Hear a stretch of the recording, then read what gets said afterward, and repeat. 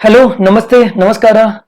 In this video, we will be doing analysis of Group 2 Advanced Accounting paper asked in July 2021. But before we start with the analysis of this paper, I just hope your paper went well. And there is an important message for the students.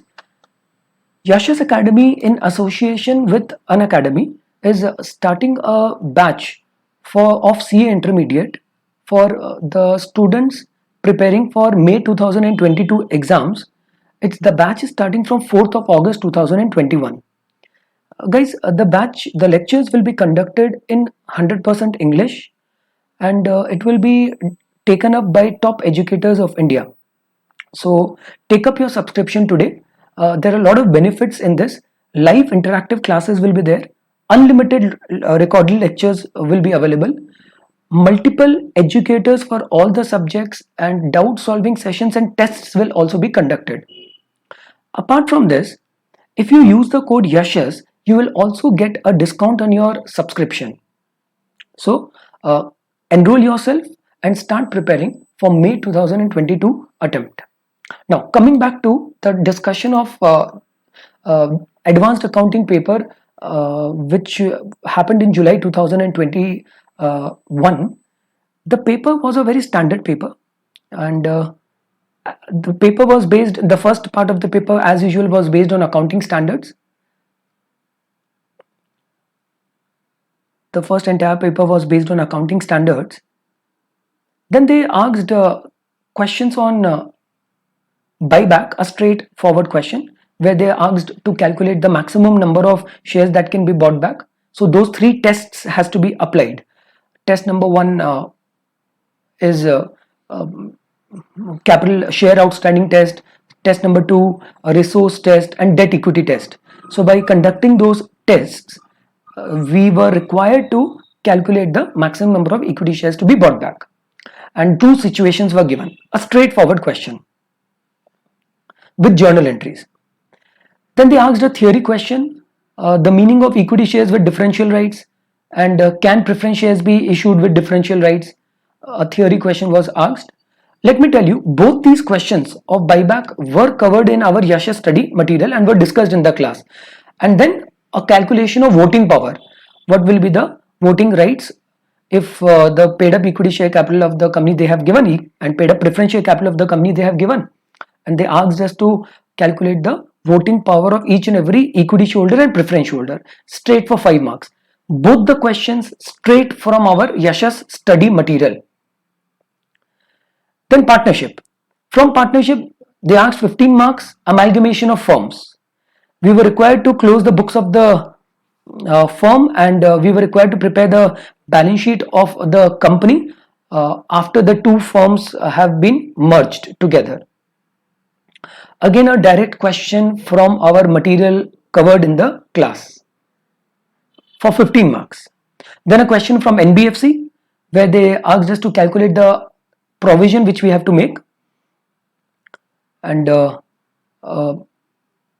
again, this question also is a direct question from our study material. It has been discussed in the class, the provisioning requirements in case of hire purchase transactions. Thereafter, they have asked a question on consolidated P&L account.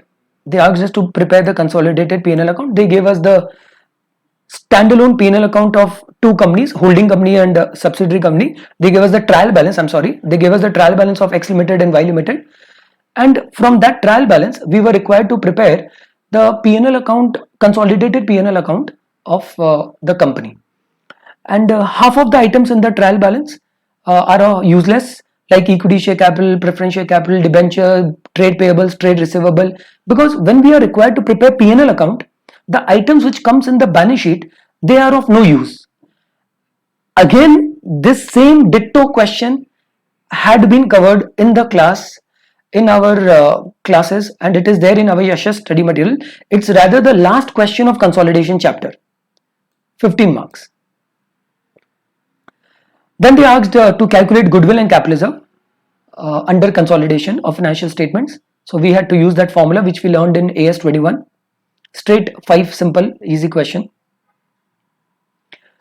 Amalgamation was a nice question. It was a different type of question. What they did, they gave us a balance sheet of a date prior to the date of amalgamation. Say for example, if you see over here, the balance sheet date is 31st March 2020, but amalgamation is happening on 1st July 2020. So it was a unique question, a different question. So first we have to prepare a balance sheet on the date of amalgamation.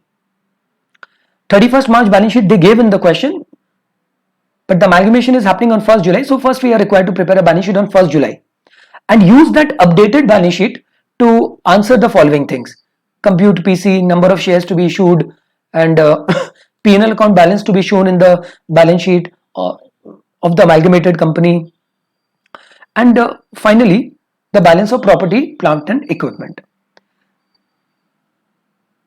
After that, a question from banking company, they asked P&L account. It was a straightforward, simple and easy question. Again, a question from the material only, directly. And then they asked again a question on accounting standard involving deferred tax and deferred tax liability, deferred tax asset and deferred tax liability for 4 marks. Then a question on liquidation,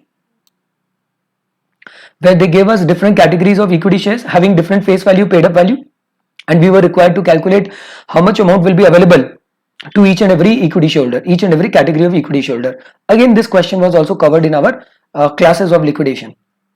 Again, a question from accounting standard. Accounting standard, they asked a question based on accounting standard, provision. Then comes ESOP for 5 marks. In ESOP, they tested this time on a graded vesting. The question was, they tested a question on forfeiture, and they tested us on expected forfeitures and expected life of the vesting period was given. Not a difficult question. It looks like complicated, but it is pretty simple. It involves grading, which is our question number 17 of our Yasha study material. So the concept of graded vesting was tested on the chapter of ESOP. Generally, students will leave the concept of graded vesting and go to the examination, but we had even covered the concept of graded vesting in our classes, in our discussions, and the question number which is related to this topic is 17 of our Yasha study material. If somebody has seen question number 17 and went to examination hall, they would have been able to do this question easily. Then internal reconstruction, straightforward, simple question. No other special adjustments is there in that. A very straightforward, simple, easy question.